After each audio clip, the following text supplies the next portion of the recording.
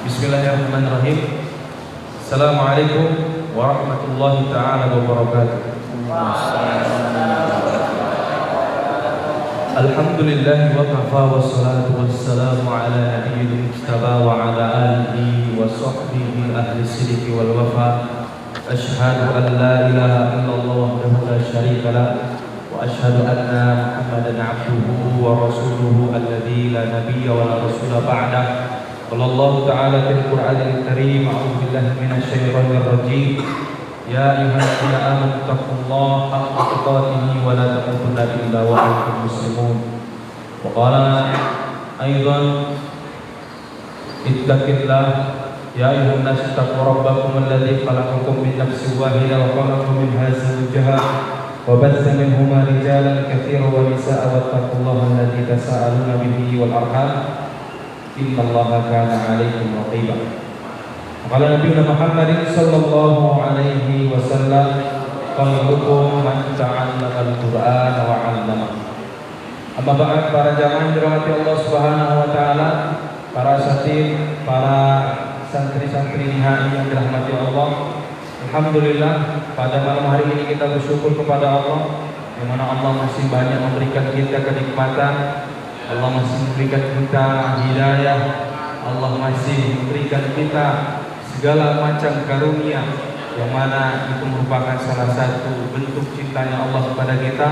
Mudah-mudahan kita termasuk dari hamba yang senantiasa mensyukuri segala nikmatnya dengan kita menggunakan nikmat yang Allah berikan ini untuk meningkatkan ibadah dan ketaatan kita kepada Allah Subhanahu wa taala. Selawat berikan salam semoga selalu tercurah kepada Nabi kita Muhammad sallallahu alaihi wasallam beserta para sahabatnya dan orang-orang yang senantiasa istiqomah dalam menjalankan sunnahnya hingga hari kiamat kelak.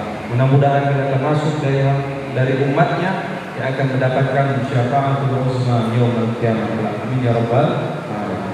Para santriku, para asatidz yang dirahmati Allah, para jamaah majelis taklim Hizbut Dakwah Ibadur Rahman yang mudah-mudahan senantiasa diberkahi oleh Allah. Pada malam hari ini kita mengadakan salah satu kajian yang insya Allah mudah-mudahan kajian ini akan menambah wawasan kita. Karena apa? Karena tema yang kita angkat pada kesempatan kali ini ya sangat menarik, berkaitan tentang ya bagaimana cara para salafus soleh dulu dalam mengagungkan Nabi Sallallahu Alaihi Wasallam. Di samping kiri saya, ya tidak asing lagi bagi kita semua, ada Ustaz kita, Syekh kita, Ustaz Ade Zarkashi LC, yang insya Allah akan menjelaskan kepada kita tentang ya tema ini. Mudah-mudahan apa yang beliau sampaikan nanti menambah iman kita, menambah cinta kita kepada Nabi Sallallahu Alaihi Wasallam dan menambah wawasan kita. Dan mudah-mudahan majelis ini menjadi majelis yang diberkahi oleh Allah Subhanahu Wa Taala.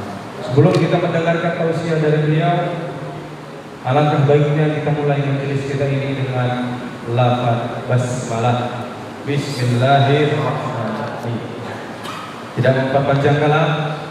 Setelah kita membuka dengan basmalah, langsung kita berikan waktu dan tempat sepenuhnya kepada ustaz kita untuk memberikan tausiah pada kesempatan malam hari ini. Pada ustaz kami persilakan falyatafaddal mashkur.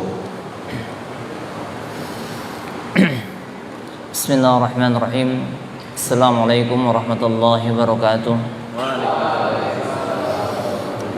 إن الحمد لله نحمده ونستعينه ونستغفره ونعوذ بالله من شرور أنفسنا وسيئات أعمالنا من يهده الله فلا مضل له ومن يضلل فلا هادي له وأشهد أن لا إله إلا الله وحده لا شريك له وأشهد أن محمدا عبده ورسوله يا أيها الذين آمنوا اتقوا الله حق تقاته ولا تموتن إلا وأنتم مسلمون يا أيها الناس اتقوا ربكم الذي خلقكم من نفس واحدة وخلق منها زوجها وبث منهما رجالا كثيرا ونساء واتقوا الله الذي تساءلون به والأرحام إن الله كان عليكم رقيبا يا أيها الذين آمنوا اتقوا الله وقولوا قولا سديدا يصلح لكم أعمالكم ويغفر لكم ذنوبكم ومن يطع الله ورسوله فقد فاز فوزا عظيما أما بعد فإن أصدق الحديث كتاب الله تعالى وخير الهدي هدي محمد صلى الله عليه وسلم وشر الأمور محدثاتها وكل محدثة بدعة وكل بدعة ضلالة وكل ضلالة في النار. Alhamdulillah, puji-pujian dan syukur kita hanya kepada Allah Subhanahu wa taala. Berkat karunia dari Allah Subhanahu wa taala, kita masih diberikan kesempatan di masjid yang mulia ini. Kita masih diberikan usia, kita masih diberikan kesempatan yang panjang untuk menuntut ilmu.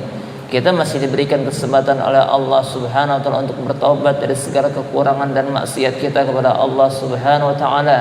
Kita masih diberikan kesempatan oleh Allah Subhanahu wa taala untuk menggali sekian ilmu yang masih terpendam, yang banyak belum kita ketahui. Itu semua merupakan karunia yang besar dari Allah Subhanahu wa taala. Kita masih diberikan nikmat iman, kita masih diberikan nikmat untuk bisa beramal soleh, untuk bisa hidup di lingkungan orang-orang yang soleh, di mana banyak orang-orang yang membutuhkan untuk bisa hidup di lingkungan orang-orang soleh yang mereka tidak bisa mendapatkan sebagaimana yang kita rasakan. Oleh karena itu tidak ada sebuah kalimat yang patut kita ucapkan kecuali hanya kalimat alhamdulillah kepada Allah Subhanahu wa taala, kalimat tahmid, yang kalimat tersebut adalah dinilai paling besar di sisi Allah Subhanahu wa taala dibandingkan nikmat yang Allah Subhanahu wa taala berikan kepada kita semua. Tidak terasa kita sudah masuk di bulan Rabiul Awal. Bukan berarti pada majelis ini kita ingin berbicara tentang Maulid Nabi kita Muhammad sallallahu alaihi wasallam, yang mana permasalahan tersebut selalu menjadi ikhtilaf, selalu menjadi perbedaan di antara para ulama. Di antara mereka ada yang memperbolehkan, di antara mereka ada yang tidak memperbolehkan. Akan tetapi yang lebih dari itu adalah kita selaku umat Nabi Muhammad sallallahu alaihi wasallam dituntut dan diminta untuk selalu taat kepada beliau, untuk wajib menjadikan beliau sebagai panutan, untuk selalu memuji beliau di setiap kesempatan. Makanya Allah Subhanahu wa taala dalam surah Al-Ahzab mengatakan, innallaha wa malaikatahu yusalluna 'alan nabi ya ayyuhalladzina amanu sallu 'alaihi wa sallimu taslima. Ketika Allah Subhanahu wa taala mengatakan innallaha wa malaikatahu yusalluna 'alan nabi, selayaknya kita mengatakan alhamdulillah. Demikian pernah disampaikan oleh Syekh Aiman ketika beliau menerangkan, ya ayyuhalladzina amanu sallu 'alaihi wa sallimu taslima. Ketika Allah Subhanahu wa taala mengatakan firman yang demikian, maka kita berselawat kepada Nabi kita Muhammad sallallahu alaihi wasallam. Beliau adalah sosok yang luar biasa. Dia bukan manusia biasa. Beliau adalah sosok manusia yang sangat agung, bukan hanya bagi penduduk bumi, akan tetapi juga bagi penduduk langit. Kita adalah umatnya, umat yang tidak pernah berjumpa dengan Rasulullah sallallahu alaihi wasallam. Ada satu kelebihan umat Nabi Muhammad sallallahu alaihi wasallam dibandingkan umat-umat yang terdahulu. Salah satu kelebihan kita adalah Allah Subhanahu wa taala telah menjadikan kita beriman kepada Nabi kita Muhammad sallallahu alaihi wasallam padahal kita belum pernah melihat beliau. Adakah di antara kita yang pernah melihat beliau? Akan tapi Masya Allah, jutaan manusia, miliaran, dari sejak diutusnya Nabi kita Muhammad sallallahu alaihi wasallam sampai hari ini beriman kepada beliau. Nabi Musa alaihissalam, Nabi Isa alaihissalam, Nabi Daud alaihissalam, dan nabi-nabi yang lain, mereka diutus di tengah-tengah kaumnya, belum tentu kaumnya beriman kepada mereka. Tapi kita adalah umat yang tidak pernah melihat Nabi kita Muhammad sallallahu alaihi wasallam. Al-Quran diturunkan kepada kita, tidak pernah Nabi kita langsung membacakan kepada kita. Akan tetapi dengan cara yang mutawatir, Allah subhanahu wa ta'ala menjaga kitab tersebut. Bagaimana untuk tetap menjaga kemurnian dinul Islam. Semenjak seseorang masuk Islam, semenjak seseorang mengikrarkan asyhadu an la ilaha illallah wa asyhadu anna Muhammadan abduhu wa rasuluh, kenapa selayaknya kita selalu mengiringi dengan kalimat Abdullahi wa rasuluh? Tidak ada status yang paling dibanggakan oleh Nabi kita Muhammad sallallahu alaihi wasallam kecuali beliau adalah sebagai hamba Allah subhanahu wa ta'ala. Pernah pada suatu hari malaikat Jibril alaihissalam bertanya kepada beliau, wahai Muhammad, Allah menjadikan engkau sebagai raja atau sebagai seorang hambanya? Beliau menjawab, beliau lebih senang memilih sebagai seorang hambanya dibandingkan sebagai seorang raja. Status yang paling disukai oleh Nabi kita Muhammad sallallahu alaihi wasallam menunjukkan satu hal tawaduk beliau. Oleh karena itu, melihat betapa agungnya beliau, tidak sedikit para ulama yang mereka menuliskan tentang sejarah Nabi kita Muhammad sallallahu alaihi wasallam. Dalam pendapat yang masyhur, beliau dilahirkan 12 Rabiul Awal. Akan tapi ini tidak menjadi kesepakatan para ulama. Ada yang mengatakan tanggal 12, ada yang mengatakan tanggal 8. Itu semua menjadi ikhtilaf di antara para ulama. Ya, karena menjadi ikhtilaf lah. Secara tanggal pun kita tidak bisa memastikan. Bulan mungkin, akan tapi tanggal tidak bisa dipastikan. Hari yang sangat mungkin, yaitu hari Senin. Beliau dilahirkan pada hari Senin. Beliau diangkat menjadi seorang nabi pada hari Senin. Dan beliau begitu juga ketika hijrah juga pada hari Senin.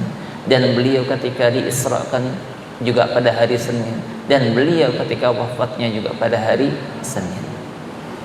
Ya, kita selaku umatnya diminta untuk selalu menjadikan beliau adalah junjungan dan tauladan kita. Tidak sedikit para ulama, ada satu kitab yang sangat luar biasa yang selalu dikaji oleh para ulama, yang selalu diburu oleh para penuntut ilmu.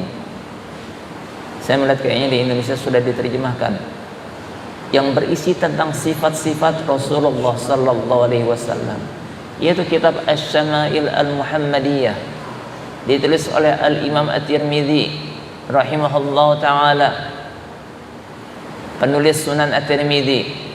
Beliau dalam kitab yang berbeda menulis tentang Asy-Syama'il, artinya adalah karakteristik, sifat-sifat dan ciri-ciri Rasulullah sallallahu alaihi wasallam. Ini kalau kita membaca kitab ini semakin menambah kecintaan kita kepada Rasulullah sallallahu alaihi wasallam. Di situ nanti dijelaskan segala kehidupan beliau, baik secara fisiknya ataupun secara akhlaknya atau segala-galanya. Mungkin kalau ada kesempatan nanti alangkah baiknya kita membacakan kitab ini. Iya. Seni interaksi Rasulullah. Seni interaksi Rasulullah. Terjemahnya. Iya, nggak tahu saya terjemahnya. Kalau kitab lamanya dulu ada terjemahan bahasa Indonesianya, ya, karakteristik itu terjemahan yang lama yang pertama kali. Yang nggak tahu sekarang orang menerjemahkan seperti apa. Ya. Itu menunjukkan bagaimana umat ini sangat memuliakan Rasulullah sallallahu alaihi wasallam. Bahkan bukan hanya umatnya, orang kafir pun mengakui beliau adalah manusia yang sangat luar biasa. Seorang penulis seperti Michael Hart tidak mampu untuk berbuat apa-apa ketika dia menulis 100 tokoh berpengaruh di dunia. Dia tidak mampu dia menulis, tidak mampu dia untuk tidak meletakkan Nabi kita Muhammad sallallahu alaihi wasallam sebagai orang nomor 1. Pernah baca bukunya? 100 tokoh berpengaruh di dunia. Nomor 1 Rasulullah Muhammad sallallahu alaihi wasallam. Nomor 2-nya dia meletakkan Isaac Newton. Karena dengan teori dan hukum Newton, apabila benda itu dilempar ke atas, tentunya dia akan mengalami jatuh ke bawah, mengalami sebuah gravitasi bumi. Dia tidak mampu untuk meletakkan tokoh pertama kecuali Rasulullah Muhammad SAW, padahal dia orang kafir. Dari sisi manapun Nabi kita Muhammad SAW memiliki kesempurnaan. Kalau orang kafir adalah demikian, maka kita umatnya bagaimana harus bersikap kepada Rasulullah SAW untuk menunjukkan satu cinta kita kepada Rasulullah Muhammad SAW. Tentunya cinta kita kepada Nabi Muhammad SAW menunjukkan juga cinta kita kepada Allah Subhanahu wa Ta'ala. Karena Allah berfirman di dalam surah Ali Imran, "Qul in kuntum tuhibbunallaha fattabi'uni yuhibbukumullahu wa yaghfir lakum dzunubakum." Ternyata cinta kita, ternyata ittiba kita kepada Nabi kita Muhammad sallallahu alaihi wasallam akan mendatangkan dua faedah. Allah Subhanahu wa taala katakan yuhibbukumullah pada ayat tersebut. Pertama, Allah akan memberikan cintanya kepada kita selaku umatnya. Jadi salah satu syarat untuk mendapatkan cinta Allah Subhanahu wa taala adalah untuk ikut kepada Nabi kita Muhammad sallallahu alaihi wasallam. Barang siapa yang ikut Nabi kita Muhammad sallallahu alaihi wasallam, maka pertama akan mendapatkan cinta Allah Subhanahu wa taala, dan yang kedua akan mendapatkan maghfirah wa yaghfir lakum dzunubakum wallahu ghafurur rahim. Kedua, tentunya akan diampuni dosanya oleh Allah Subhanahu wa taala. Justru sebaliknya, orang yang tidak mengikuti Rasulullah sallallahu alaihi wasallam akan selalu mendapatkan fitnah pada kehidupan di dunianya. Falyahdharil ladzina yukhalifuna an amrihi an tusibahum fitnatun aw tusibahum adzabun alim. Falyahdharil ladzina yukhalifuna an amrihi. Hati-hati, waspada. Orang yang menyelisihi perintah beliau, urusan beliau, an tusibahum fitnatun, akan mendapatkan fitnah yang pertama kali. Jadi di sini bentuk cinta itu tidak selamanya dia harus dirayakan. Ya. Belum tentu orang merayakan itu menunjukkan cinta yang hakiki, cinta yang sejati, dan perlu kita ketahui khusus kepada orang yang kita hormati tidak hanya harus cinta, tapi butuh ta'zim. Apa itu ta'zim? Mengagungkan dan memuliakan. Tidak cukup kita kepada Nabi kita Muhammad sallallahu alaihi wasallam hanya dengan mahabbah, akan tetapi juga butuh ta'zim. Makanya ketika di dalam menerjemahkan kalimat alhamdulillah, di sana juga harus ada mahabbah wa ta'zim. Sana kita, cara kita untuk berterima kasih, untuk memuji Allah diiringi dengan ta'zim dan diiringi dengan mahabbah. Sana Allah Ta'ala ala kulli mahamidihi. Kita memuji Allah Subhanahu wa taala atas segala kebaikan yang Allah berikan. Mahabbatan wa ta'ziman, dalam bentuk cinta dan dalam bentuk mengagungkan Allah Subhanahu wa taala. Tidak sama cinta semata dibandingkan dengan cinta dibarengi dengan ta'zim. Seorang anak punya cinta kepada ayahnya, dan seorang ayah cinta kepada anaknya. Ini berbeda. Cinta ayah kepada anaknya sekedar mahabbah, dia cinta. Tapi cinta seorang anak kepada ayahnya bukan hanya sekedar mahabbah, tapi harus ada ta'zim. Kalau cinta tanpa ta'zim kepada orang yang di atas kita, maka orang tersebut tidak akan dihormati. Ini umatnya yang kurang perhatian, membatasi mahabbah tanpa ta'zim. Pada akhirnya, maaf, mungkin melakukan perayaan Maulid Nabi, akan tetapi tidak punya ta'zim, tidak punya menghormati, tidak punya mengagungkan nabinya sendiri. Selesai keluar dari masjid tapi tidak ada ta'zim, setelah itu melakukan maksiat,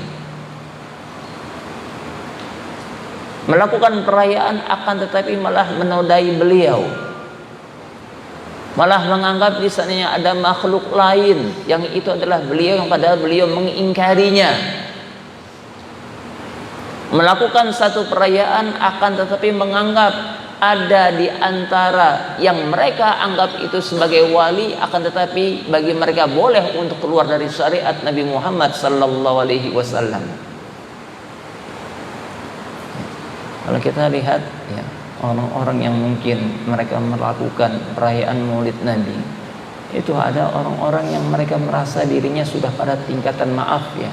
Ada tingkatan, mereka mengatakan ada tingkatan ma'rifat, ada tingkatan hakikat. Kalau sudah tingkatan ma'rifat hakikat, maaf ya, kami tidak lagi sholat, tingkatan kami sudah tinggi. Mereka menganggap sebagaimana Khidir alaihissalam ya, yang hidup pada zaman Nabi Musa alaihissalam ya, siapa yang hafal? Kalau di dalam Nawaqidul Islam 10 ini disebutkan oleh Syekh Muhammad bin Abdul Wahab, dia termasuk pembatal keislaman yang ke-9. Man i'taqada anna ba'dan nasi la yajibu alaihi ittiba'u Muhammadin sallallahu alaihi wasallam aw i'taqada anna ba'dan nasi yasa'hum al-khuruju an syari'ati Muhammadin sallallahu alaihi wasallam kama wasa'ahu al-Khidir al-khurud an syari'ati Musa alaihissalam fahuwa kafir. Barang siapa yang dia berkeyakinan bahwasanya ada sebagian orang boleh untuk tidak ikut kepada Nabi Muhammad sallallahu alaihi wasallam, atau dia berkeyakinan bahwasanya ada sebagian orang yang diperbolehkan keluar dari syariat Nabi Muhammad sallallahu alaihi wasallam sebagaimana diperbolehkannya Khidir keluar dari syariat Nabi Musa alaihissalam, fahuwa kafir, maka dia kafir. Mungkin ya, jangankan manusia biasa, andai kata itu ada Nabi Musa alaihissalam, sampai-sampai Rasul mengatakan, "Lau kana Musa hayyan baina adhhurikum." Seandainya Musa itu hidup di tengah-tengah kalian, wajib bagi Musa itu untuk beriman dan ikut kepadaku. Respon Rasulullah SAW saat marah kepada Umar bin Khattab yang ketika itu sempat Umar menyodorkan ya Taurat di hadapan Rasulullah SAW.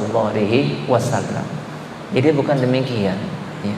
Jadi bentuk cinta bukanlah dengan seseorang seperti ibaratnya orang seperti mengadakan ulang tahun. Yang penting segera perayaan akan atau tidak. Hakikat cinta itu adalah ikut. Hakikat cinta itu adalah memuliakan. Hakikat cinta itu adalah mengagungkan Rasulullah Muhammad sallallahu alaihi wasallam. Hakikat cinta kepada Nabi kita Muhammad sallallahu alaihi wasallam itu adalah merealisasikan syahadat Rasul. Siapa yang tahu apa bentuk realisasi syahadat kepada Rasulullah sallallahu alaihi wasallam? Kita ini punya dua syahadat. Satu syahadat Allah dan yang kedua adalah syahadat Rasul. Nah, yang sudah belajar kitab tauhid tentunya tahu dan paham. Apa konsekuensi daripada syahadat Rasul? At-tasdiqu fima akhbara. Pertama adalah membenarkan apa yang disampaikan oleh Rasulullah Muhammad sallallahu alaihi wasallam. Wa ta'atu fi ma amar, mentaati apa yang diperintahkan oleh beliau. Wajtinabu fi ma naha anhu, dan menjauhi apa yang dilarang oleh beliau. Realisasi daripada syahadat kepada Rasulullah Muhammad sallallahu alaihi wasallam. Kemudian kenapa kita perlu cinta kepada Rasulullah sallallahu alaihi wasallam? Karena ini merupakan satu bentuk kewajiban kita kepada Nabi kita Muhammad sallallahu alaihi wasallam. Ada beberapa ayat yang menunjukkan cinta kita kepada siapapun masih di bawah cinta kita kepada Rasulullah Muhammad sallallahu alaihi wasallam. Di dalam surah At-Taubah ayat 24 Allah berfirman, "Qul in kana aba'ukum wa abna'ukum wa ikhwanukum wa azwajukum wa 'ashiratukum wa amwalun iqtaraftumuha wa tijaratun takhshawna kasadaha wa masakin tardawna ahabba ilaikum minallahi wa rasulihi wa jihadin fi sabilihi fatarabbasu hatta ya'ti Allah bi amrih wallahu la yahdil qaumal fasikin. Pada ayat tersebut Allah menantang kita. Ini menunjukkan Rasulullah sallallahu alaihi wasallam adalah lebih didahulukan bentuk cinta. Ya, orang kalau namanya cinta tentunya adalah dengan pengorbanan. Kalau cinta tanpa pengorbanan hanya di lisan, itu namanya adalah sebuah kedustaan. Dia butuh pengorbanan yang namanya cinta. Maka kalau kita bertanya, siapa di antara umat Nabi Muhammad sallallahu alaihi wasallam yang paling cinta kepada beliau? Di antara umatnya siapa yang paling cinta kepada beliau? Adalah para sahabatnya. Telah membuktikan mereka bagaimana cintanya kepada Nabi Muhammad sallallahu alaihi wasallam. Di antara para sahabat punya lagi tingkatan yang paling cinta kepada Nabi kita Muhammad sallallahu alaihi wasallam. Makanya kenapa sahabat Abu Bakar As-Siddiq radhiyallahu taala anhu dikatakan sebagai manusia yang paling utama, karena besarnya cintanya kepada Nabi kita Muhammad sallallahu alaihi wasallam. Anaknya sudah dinikahkan dengan Rasulullah sallallahu alaihi wasallam. Sebagai istri beliau yang dinikahi adalah masih gadis dibandingkan istrinya yang lain, dan beliau sudah menyerahkan seluruh hartanya untuk Islam. Di saat sahabat yang lain mungkin hanya diserahkan hanya separuh, hanya sebahagiannya saja, tapi Abu Bakar adalah diserahkan seluruhnya. Bagaimana juga mengorbankan jiwanya, dan beliau juga sahabat Abu Bakar tidak ketinggalan di dalam perang Uhud membela Rasulullah sallallahu alaihi wasallam setelah Talha bin Ubaidillah. Bagaimana beliau juga dengan membuktikan cintanya menemani Rasulullah sallallahu alaihi wasallam di saat hijrah. Bagaimana menemani beliau di saat di dalam Gua Thur, dan dalam bentuk perjuangan-perjuangan lainnya bersama Rasulullah SAW sebagai orang pertama yang beriman kepada Rasulullah sallallahu alaihi wasallam. Itu namanya bentuknya adalah bentuk cinta, adalah demikian. Bentuk cinta itu berarti taat. Allah Subhanahu wa taala tadi katakan in kana abaukum, apabila ayah-ayah kalian, anak kalian, wa ikhwanukum, saudara kalian, wa azwajukum, istri-istri kalian, wa ashiratukum, keluarga kalian, wa amwalun iktaraftumuha, harta yang kalian hasilkan, wa tijaratun takhshawna kasadaha, ataupun perniagaan yang kalian takut kerugiannya, ataupun tempat tinggal yang kalian sukai, ahabba ilaikum minallah. Allah Subhanahu wa taala di sini menggunakan kalimat ismut tafdhil. Lebih kalian cintai dibandingkan Allah, Rasulnya, dan berjihad di jalan Allah. Ya Allah, sekali lagi nggak ada bandingannya. Bagaimana para sahabat sudah membuktikan seluruhnya. Kita tahu bagaimana kisahnya Suhaib Ar-Rumi. Nggak ada apa-apanya kita bandingkan beliau. Rela hartanya ditinggalkan, hijrah menuju Rasulullah sallallahu alaihi wasallam. Suhaib Ar-Rumi itu bukan orang yang miskin, orang yang kaya. Di rumah Ustaz. Di rumah. Kaya beliau itu. Bahkan beliau ketika akan hijrah, beliau tantang itu pemuda-pemuda Quraisy yang masih kafir. Beliau mengatakan, kalian tahu saya ini adalah jago panah. Kalau mau saya panah kalian satu-satu. Habis panah saya kita bertempur dengan pedang. Tapi kalau harta yang kalian inginkan tuh harta saya berada di Makkah, kalian ambil. Tapi izinkan saya untuk menyusul. Ya, Rasulullah Muhammad sallallahu alaihi wasallam pergi. Saya sangat teringat ya, ada seorang ustaz kalau selalu mengatakan, kita ini dibandingkan dengan sahabat-sahabat Rasulullah sallallahu alaihi wasallam itu nggak ada apa-apanya, mungkin kita ibaratnya adalah bekas tapak debu kaki mereka. Maka tidak ada sebuah cerita yang paling indah kalau kita baca kecuali adalah kisah-kisah para sahabat bersama Rasulullah sallallahu alaihi wasallam, dan itu tidak akan mungkin kita dapatkan kecuali di dalam hadis-hadisnya. Antum cari di dalam film-film sinetron sekarang tidak akan ketemu. Semakin kita membaca kisah mereka, maaf, terhadap fitnah dirinya akan semakin jauh. Sedikit saya ingin berbicara tentang hati. Hati ini tabiatnya, kata Al-Imam Ibn Taimiyah, tabiat hati itu adalah cinta kepada ilmu. Itu tabiat hati demikian. Dia cinta kepada yang hak. Kalau sudah dikatakan cinta kepada yang hak, siapa yang hak? Allah itu adalah hak. Al-Haqqul Mubin, Allah Subhanahu wa taala. Apa yang menjadikan seseorang itu pada akhirnya menjadi tidak cinta ilmu? Beliau mengatakan satu, bisa jadi seseorang tersebut dia terfitnah dengan dunia. Atau kedua, dia tidak terfitnah dengan dunia, akan tetapi sudah condong kepada dunia. Ini hati kita bisa merasakan. Di saat kita menyukai cerita-cerita para sahabat Rasulullah sallallahu alaihi wasallam, itu kita muak dengan cerita-cerita yang dikarang sama orang kafir. Di saat iman kita tipis dan jarang membaca kisah-kisah mereka, kita semakin cinta dengan cerita-ceritanya orang kafir. Bisa rasakan sendiri. Itu tabiat hati adalah demikian. Hati itu tabiat awalnya dia suka kepada yang hak, kepada kebenaran, kepada ilmu. Makanya ada orang walaupun dia tidak paham bahasa Arab, ketika dibacakan Al-Quranul Karim dia langsung tersentuh selama hatinya itu adalah sehat. Hati demikian. Makanya Allah Subhanahu wa taala mensifati hati itu adalah berakal. Makanya orang-orang kafir karena hatinya adalah mati, mereka adalah orang yang tidak berakal. Makanya Allah Subhanahu wa taala mengecap penyebab masuknya orang ke dalam neraka adalah akibat hatinya tidak berakal. Wa qalu law kunna nasma'u aw naqilu ma kunna fi ashabis sa'ir fa'tarafu bi dhanbihim fasuqan li ashabis sa'ir.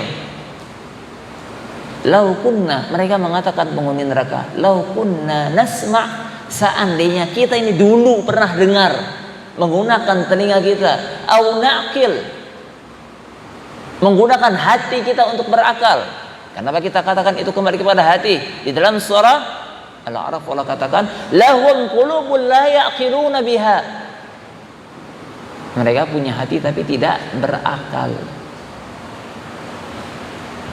Allah hanya mengatakan dua organ saja, telinga sama hati, yang menjadi pengantar seseorang untuk mendapatkan hidayah. Ma kunna fi ashabis sa'ir, kata mereka. Seandainya kami bisa menggunakan telinga kami, pendengaran kami, hati kami, kami tidak akan menjadi penghuni neraka. Hati inilah sebagai penentu daripada kita. Kita kembali lagi. Maka demikian juga hati umat Nabi Muhammad sallallahu alaihi wasallam akan selalu cinta kepada nabinya, akan selalu memuliakan nabinya, untuk selalu taat kepada Rasulullah Muhammad sallallahu alaihi wasallam. Bentuk ittiba, bentuk mahabbah, bentuk kecintaan seorang hamba, seorang umat kepada Nabi Muhammad sallallahu alaihi wasallam itu ada dua. Sebagaimana disebutkan oleh Al-Imam Ibn Rajab Al-Hambali, beliau mengatakan ada dua derajat. Ihdahuma fardun wa hiya al-mahabbah allati taqtadi qubula ma jaa bihi Rasulullah sallallahu alaihi wasallam min indillah. Pertama adalah mahabbah yang derajatnya tersebut adalah wajib ataupun fardu, yaitu kecintaan yang menuntut seseorang untuk menerima setiap yang datang dari Rasulullah sallallahu alaihi wasallam. Harus dicintai dan tidak boleh membenci sedikit pun. Sedikit saja membenci apa yang datang dari Rasulullah sallallahu alaihi wasallam, kaidahnya sudah kafir. Saya bertanya lagi, itu di dalam nawaqidul Islam juga ada, nomor berapa?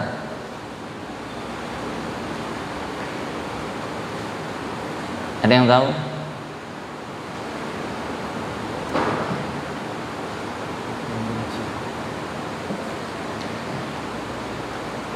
Membenci yang datang dari Rasulullah sallallahu alaihi wasallam. Al-bughdu mimma jaa bihi Rasulullah sallallahu alaihi wasallam walau amila bihi, dikatakan seandainya walaupun dia melakukannya, akan tapi membenci dari apa yang datang dari Rasulullah sallallahu alaihi wasallam, dia tetap dikatakan kafir. Allah di dalam surah Muhammad mengatakan, dzalika bi annahum karihu ma anzalallahu fa ahbata a'malahum. Itu semua disebabkan mereka membenci ma anzalallah, apa yang Allah turunkan kepada Nabi Muhammad sallallahu alaihi wasallam, fa ahbata a'malahum. Pada akhirnya Allah menjadikan hilang, musnah amalan mereka. Baru membenci adalah demikian. Jadi apa? Bentuk mahabbah yang pertama adalah yang hukumnya adalah wajib derajatnya. Harus menerima semua yang datang dari Rasulullah sallallahu alaihi wasallam dengan rasa mahabbah, cinta, ridha, ta'zim, taslim, menerima seluruhnya. Kemudian yang kedua, ada yang sifatnya itu adalah fadlun, satu keutamaan. Ini adalah sunnah-sunnah yang dicontohkan oleh beliau, ya, yang mana merupakan kalau mengikutinya itu merupakan satu bentuk keutamaan. Ya, ada ya sunnah-sunnah tersebut yang hukumnya adalah mandub. Itu tidak menjadikan ya seseorang adalah kafir. Ya, contoh meniru ya betul-betul akhlak beliau yang bukan bagian daripada yang hukumnya adalah wajib. Itu adalah bagian daripada yang kedua. Jadi bentuk mahabbah ada dua demikian. Kemudian kaifa nuhaqqiq, bagaimana kita bisa mewujudkan cinta kita kepada Nabi kita Muhammad sallallahu alaihi wasallam dan juga ta'zim kepada beliau. Saya tidak ingin banyak berbicara, nanti banyak sekali yang akan terlalu banyak dibahas.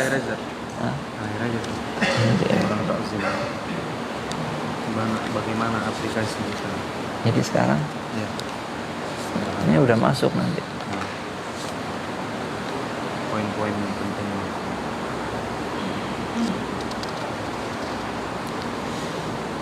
Tahqiq muhabbatun Nabi, mewujudkan cinta kita kepada Nabi Muhammad sallallahu alaihi wasallam adalah ta'atuhu fima amar, cinta terhadap perintah beliau. Wa tasdiquhu fima akhbar, membenarkan setiap berita yang beliau sampaikan. Wajtinabu ma anhu naha wa zajar, menjauhi setiap yang beliau larang.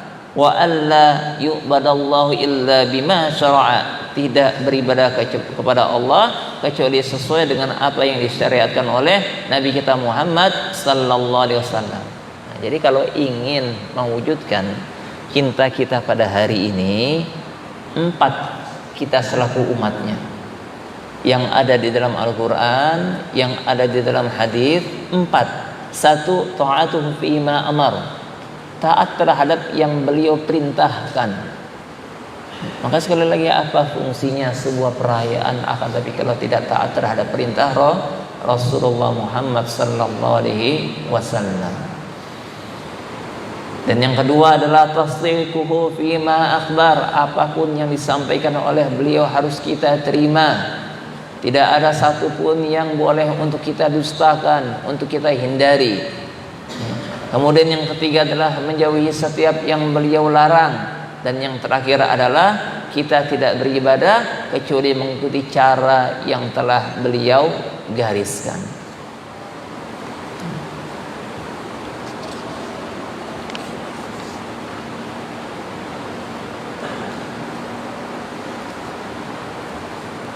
Sahabat Ali bin Abi Thalib radhiyallahu taala anhu, beliau pernah ditanya, "Kaifa kana hubbukum li Rasulillah sallallahu alaihi wasallam?"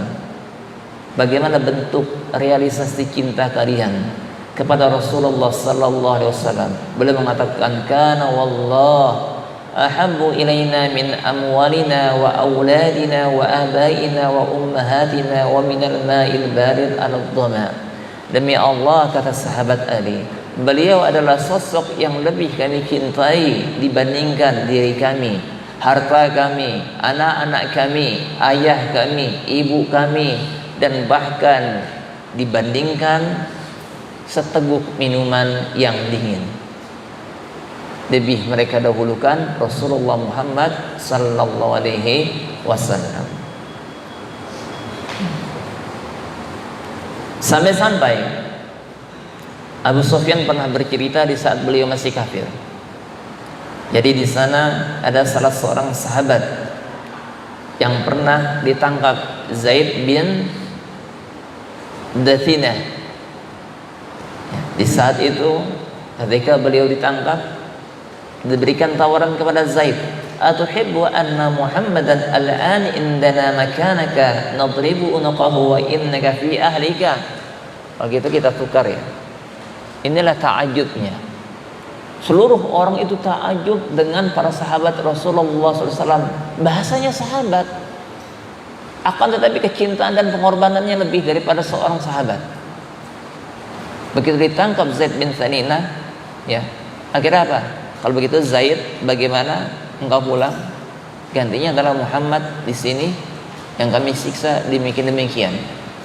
Apa jawaban? Ya, beliau, ya, wallah ma uhibbu anna Muhammadan al-an fi makanihi alladhi huwa fihi tusibu shawkah tu'dhi wa inni jalisun fi ahli. Dia mengatakan, demi Allah, saya tidak menginginkan Nabi Muhammad SAW sekarang berada di tempat yang walaupun beliau itu terkena duri, sedangkan saya berada di tengah-tengah keluarga saya.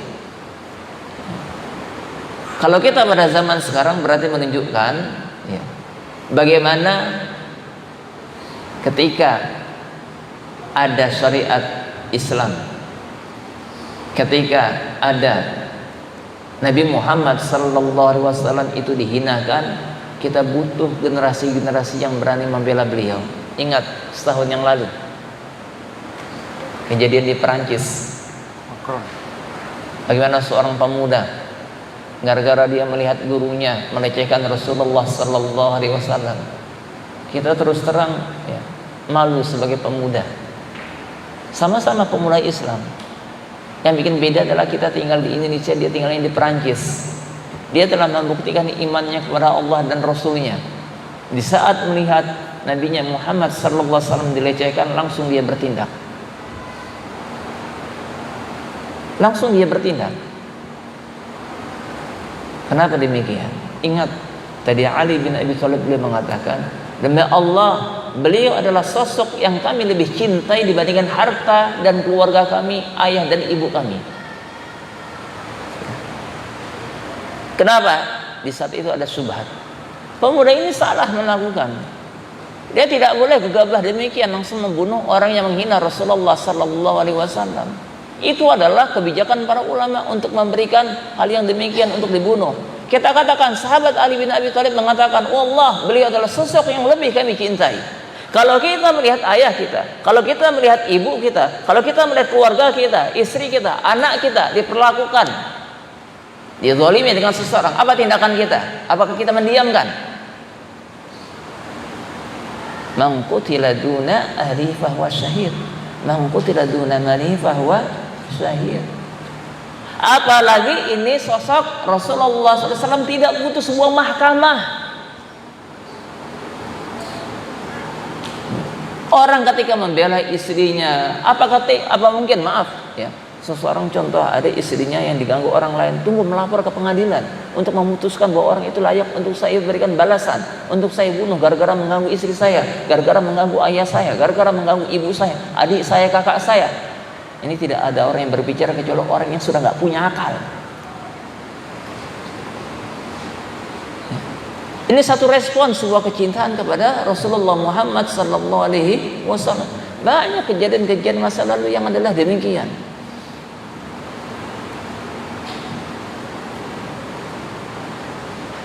Ini tugas umat Islam adalah salah satunya demikian, bentuk cinta kepada Rasulullah Muhammad SAW, bukan hanya sekedar pujian. Betul, kita berselawat kepada Rasulullah SAW itu adalah salah satunya. Akan tetapi lihat bagaimana kaum Ansar pertama kali baiat kepada Rasulullah SAW, baiat yang kedua. Rasulullah SAW meminta kepada beliau untuk berkorban melindungi beliau dari orang-orang kaum Ansar. Coba kalau kita lihat di dalam perang Badar, bagaimana para sahabat membela Allah dan membela Rasulnya sampai mempertaruhkan keluarga dan ayahnya. Saya kan nggak habis pikir. Kita kaum yang belum pernah ya berhadapan dengan ya kaum kita sendiri, dengan orang satu kampung kita belum pernah kita berhadapan dibandingkan para sahabat. Itu yang dihadapi orang satu kampung loh perangnya. Maaf ya, bukan satu kampung satu banyak gitu, maksudnya dengan orang sekampung.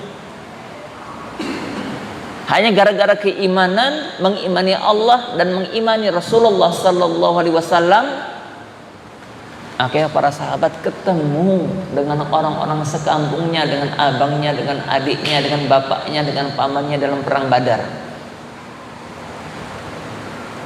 Sahabat Abu Ubaidah sudah beriman, bapaknya masih kafir, ketemu dalam perang Badar. Saya nggak habis pikir. Secara naluri seorang anak, dia tidak ingin membunuh ayahnya, selalu menghindar Abu Ubaidah, selalu menghindar Abu Ubaidah. Setiap kali menghindar ketemu sama ayahnya, dikejar sama ayahnya. Akhirnya enggak ya, tidak ada pilihan lain. Pada akhirnya terpaksa Abu Ubaidah apa? Harus membunuh ayahnya. Sampai Allah Subhanahu wa taala memuji mereka. Abu Bakar As-Siddiq hampir saja membunuh anaknya Muhammad sebelum masuk Islam.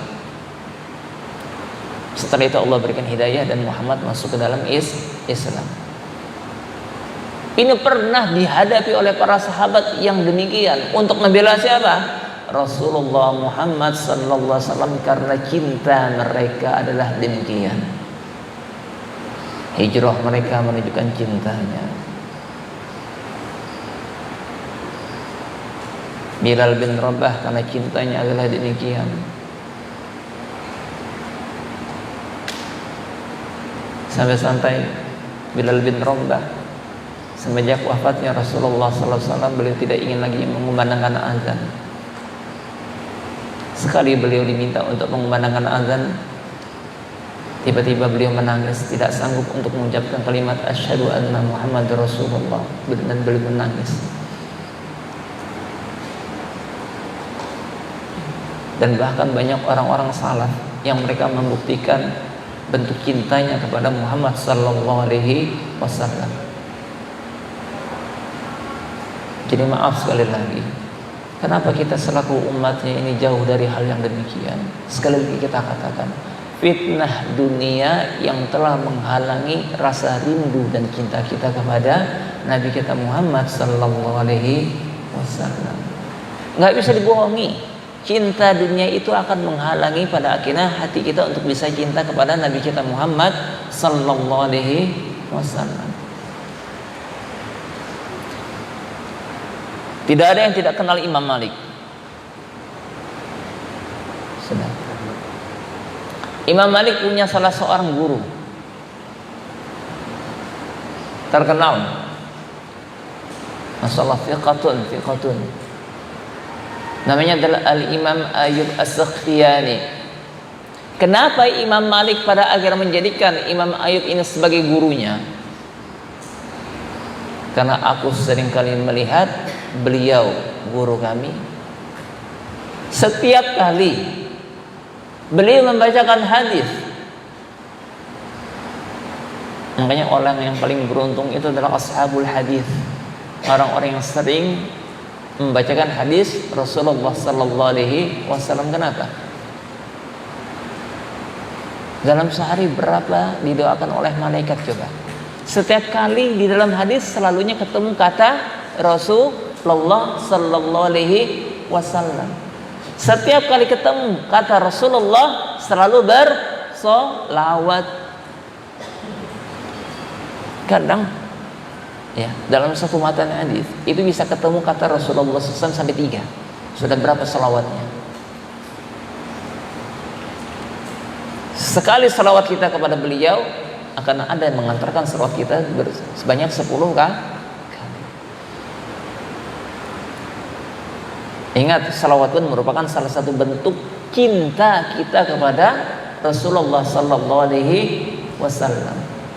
Ini banyak nih umat Nabi Muhammad ini masih pada bakhil, pelit, kikir. Kenapa kata beliau? Al-bakhil alladzi dzukirtu indahu falam yusalli alayya. Orang yang bakhil, orang yang kikir adalah orang yang setiap kali namaku disebut tapi nggak mau bersalawat kepadaku. Allahumma sholli wa sallim alaihi wa barik alaihi. Maafkan kita lupa. Setiap kali disebutkan ada satu hadis, itu kelewat itu nama Rasulullah. Itu kan butuh latihan, maaf. Itu butuh latihan.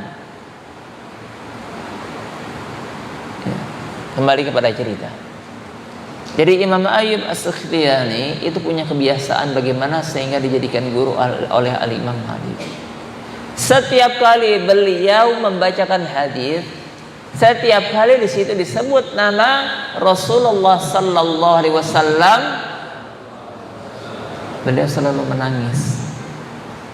Ya Allah, dari situlah maka aku melihat bagaimana hatinya Ayyub As-Sakhtiyani. Pada akhir aku berguru kepada beliau. Jadi beliau kalau punya baju itu ininya agak lebar ya. Tujuannya agak lebar apa? Tujuannya hanya untuk nutupi gini. Padahal sebetulnya dia apa? Dia terharu menangis setiap kali menyebut nama Rasulullah Muhammad sallallahu alaihi wasallam, akan tapi supaya disangka orang sedang peluk. Itu sampai demikian ya. Bentuk bukti cinta mereka kepada Rasulullah Muhammad sallallahu alaihi wasallam. Orang-orang yang hadir bersama beliau mempertaruhkan fisiknya, ataupun orang-orang yang tidak hadir juga ada yang mempertaruhkan fisiknya. Salah satu bentuk cinta kita kepada Rasulullah sallallahu alaihi wasallam juga mendalami dan memahami sirah beliau dan sirah sahabat-sahabat Rasulullah Muhammad sallallahu alaihi wasallam. Jadi saya ringkas ya. Apa bentuk sebetulnya realisasi kita cinta kepada Rasulullah Muhammad sallallahu alaihi wasallam ya. Jadi tadi sudah kita sebutkan, kita menerima setiap kabar yang beliau sampaikan, kita jalani ketaatan yang beliau perintahkan, kita jauhi segala yang beliau larang, dan kita tidak beribadah kecuali dengan syariat yang telah beliau gariskan. Dan juga di antara bentuk cintanya adalah kita mempelajari sirahnya dan sirah para sahabatnya dan mengenal sahabat-sahabatnya. Di antaranya adalah istri-istri Rasulullah sallallahu alaihi wasallam. Itu wajib bagi setiap umatnya.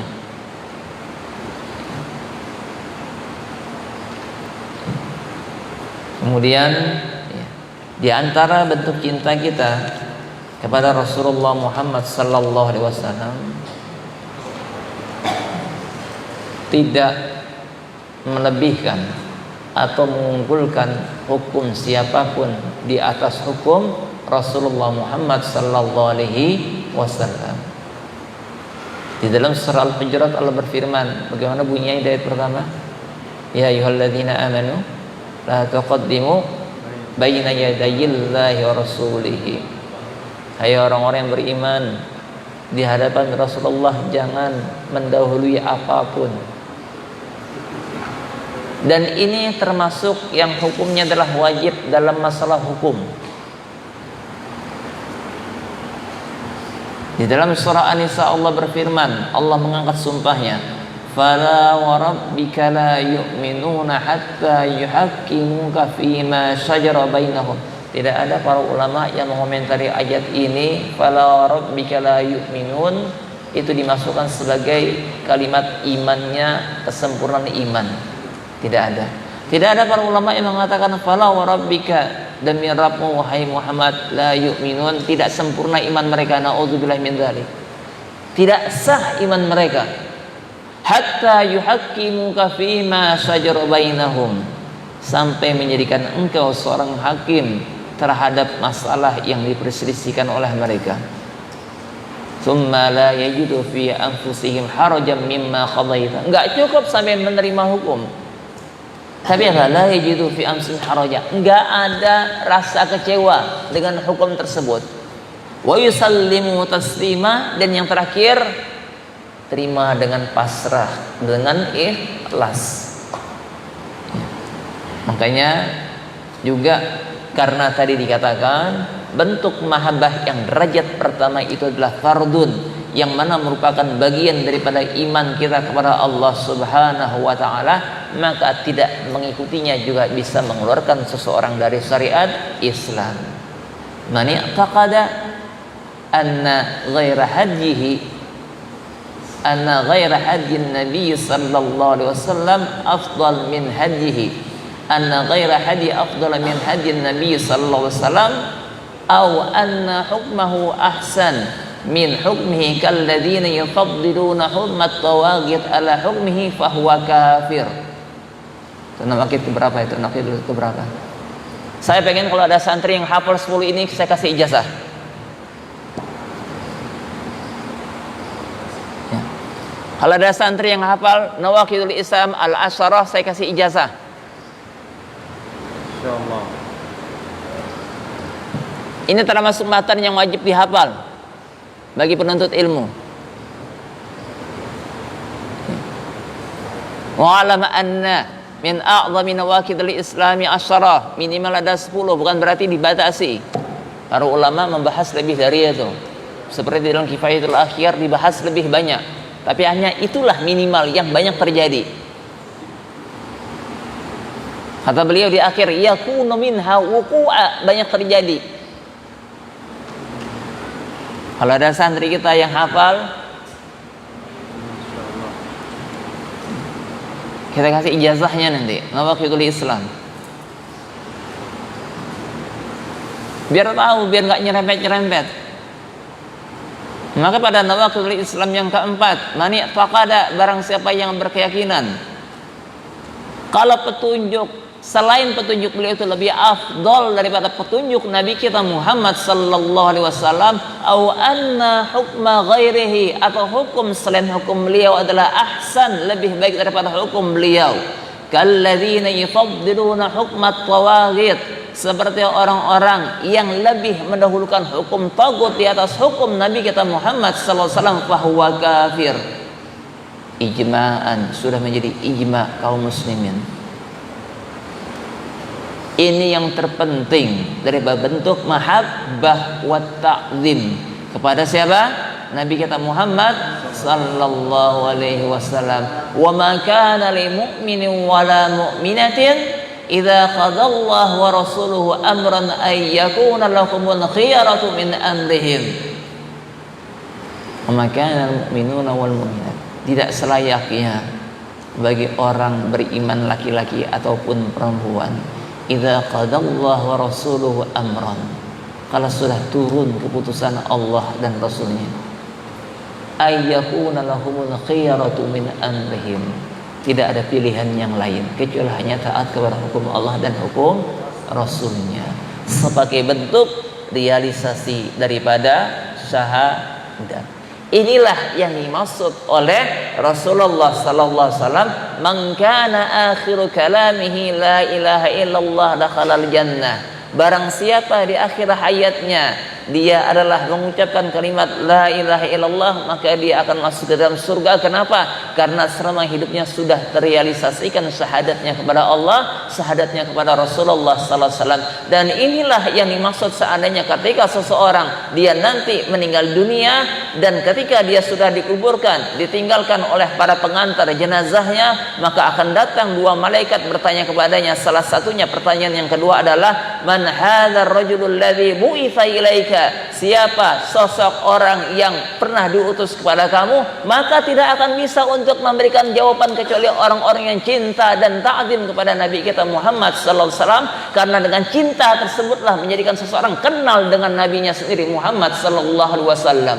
Makanya orang munafik tidak bisa mengatakan karena tidak pernah ada cinta kepada Nabi kita Muhammad sallallahu alaihi wasallam, tidak pernah ada ta'zim kepada Nabi kita Muhammad sallallahu alaihi wasallam, maka ketika di alam kubur orang-orang munafik hanya sekedar mengatakan, aku tidak tahu kecuali aku hanya pernah mendengarkan orang-orang mengatakan demikian. Tapi orang-orang beriman karena dia merealisasikan syahadatnya, syahadatul Rasul, dia bisa menjawab, ini adalah Nabi kami Muhammad sallallahu alaihi wasallam. Dengan apa kalian mengenalnya? Adalah dengan ayat-ayat yang dibacakan kepada kami, hadis-hadisnya yang dibacakan kepada kami. Jadi sekali lagi, cinta dan ta'zim kepada Nabi kita Muhammad sallallahu alaihi wasallam merupakan salah satu rukun yang akan menyelamatkan kita di alam kubur kelak. Fa inna minha fama ba'daha aisara. Seandainya seseorang bisa terselamatkan di alam kuburnya, kata Nabi dalam riwayat Utsman bin Affan, maka sesudahnya dia akan lebih ringan untuk melewati berbagai macam peristiwa sesudah kematian. Oleh karena itu, itulah bentuk cinta kita kepada Nabi kita Muhammad sallallahu alaihi wasallam. Sekali lagi, sebuah kedustaan kalau cinta tanpa sebuah perjuangan dan pengorbanan. Sekian dulu apa yang kita sampaikan di malam hari ini. Mudah-mudahan yang sedikit ini memberikan manfaat kepada kita semua. Kita tutup dengan doa kafaratul majlis dan berselawat kepada Nabi kita Muhammad sallallahu alaihi wasallam. Subhanaka Allahumma wa bihamdika asyhadu an la ilaha illa anta astaghfiruka wa atubu ilaik. Wa sallallahu wasallam ala nabiyyina Muhammad wa ala alihi wa sahbihi ajma'in. Walhamdulillahi rabbil alamin. Wassalamualaikum warahmatullahi wabarakatuh. Waalaikumsalam. Jazakumullahu khairan kepada Pak Ustaz yang telah menyampaikan urusan yang luar biasa kepada kita, menjelaskan tentang hakikat cinta kita kepada Nabi Sallallahu Alaihi Wasallam. Panjang lebar, sangat luar biasa penyampaian beliau, dan mudah-mudahan kita semua bisa mengamalkannya, memahaminya dengan baik, ya. Dan mudah-mudahan itu menjadi bekal kita, menjadi pegangan kita untuk benar-benar merealisasikan cinta kita kepada Nabi Muhammad sallallahu alaihi wasallam. Allahumma shalli wa sallim. Yang pertama, beliau menyampaikan tentang perkara maulid, di mana beliau mengatakan, jadi kalangan para ulama merayakan maulid menjadi perkara yang khilafiyah.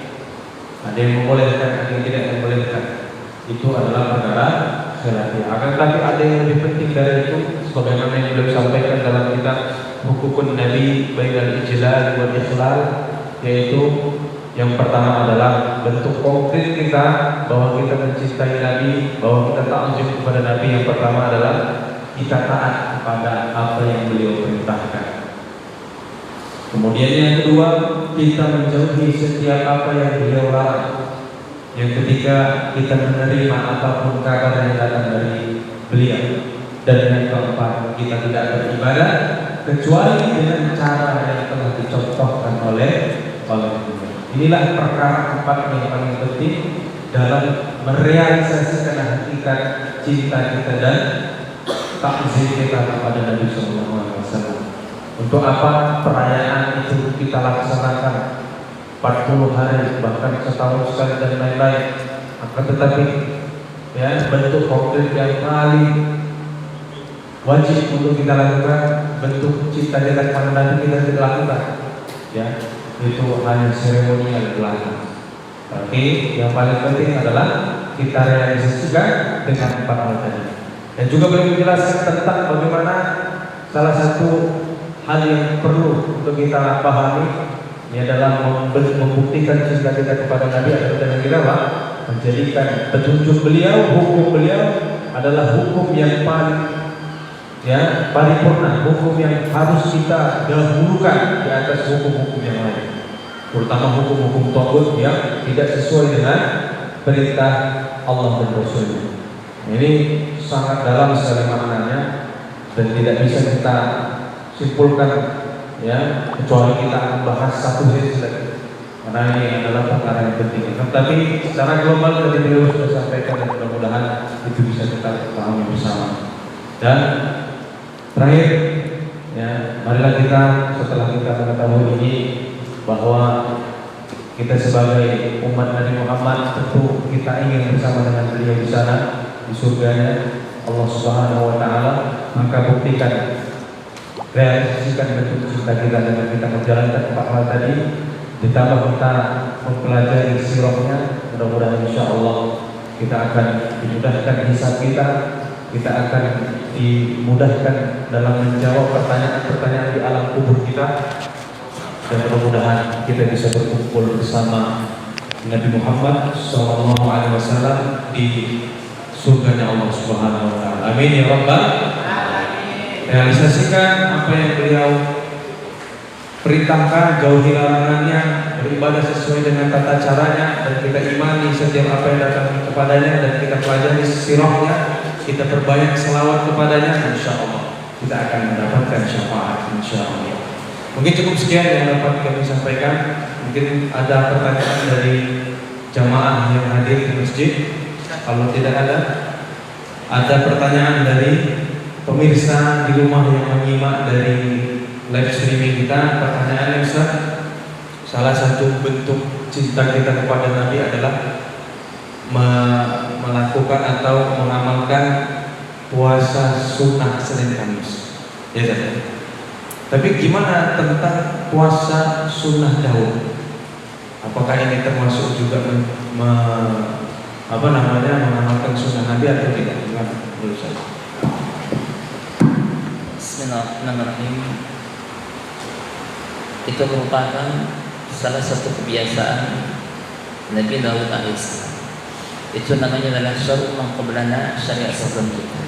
Syariat sebelum kita, ketika dia dikuatkan oleh syariat kita, atau pernah disampaikan, ataupun dikuatkan, ataupun mungkin disunahkan secara lisan Nabi kita Muhammad sallallahu alaihi wasallam, maka itu menjadi bagian daripada sunnah di dalam Islam. Ya, karena Rasulullah sallallahu alaihi wasallam tidak mengatakan di antara sebaik-baik bangun adalah bangunnya Nabi Daud alaihissalam, dan mungkin juga di antara saumnya adalah saum Nabi Daud alaihissalam. Jadi adalah demikian, ya, kecuali kalau memang syariat tersebut tidak pernah ditekankan, ataupun tidak ada disebutkan, ataupun tidak ada disepakati ataupun disetujui oleh syariat Islam, maka tidak patut untuk dilakukan. Akan tapi kalau itu adalah disetujui, disepakati, baik itu oleh Al-Quran ataupun melalui lisan Nabi kita Muhammad sallallahu alaihi wasallam, maka itu merupakan bagian juga dari sunnah-sunnah Rasulullah Muhammad sallallahu alaihi wasallam. Ya, berarti jawabannya adalah puasa Daud termasuk juga dari sunnah Nabi sallallahu alaihi wasallam. Ya, karena dalam hadis dijelaskan, ya, di antara puasa yang terbaik adalah puasanya Nabi Daud. Dia masuk dalam bab syara'u maqablana, syariat sebelum kita, syariat Nabi sebelum kita, syariat agama sebelum kita. Mudah-mudahan menjawab dari pertanyaan jamaah yang menyimak dari live streaming kita. Mungkin cukup sekian ta'lim kita pada kesempatan kali ini. Kami ucapkan jazakumullahu khairan katsiran kepada seluruh jamaah yang hadir pada kesempatan kali ini, dan juga para panitia yang sudah menyiapkan hal-hal yang perlu disiapkan dalam mensukseskan taklim kita. Mudah-mudahan itu menjadi amal soleh kita bersama. Alhamdulillahirabbil alamin, wa sallallahu ala sayyidina Muhammad wa ala alihi wa sahbihi wa sallama tasliman katsiran. Akhirul kalam, wassalamu alaikum warahmatullahi wabarakatuh.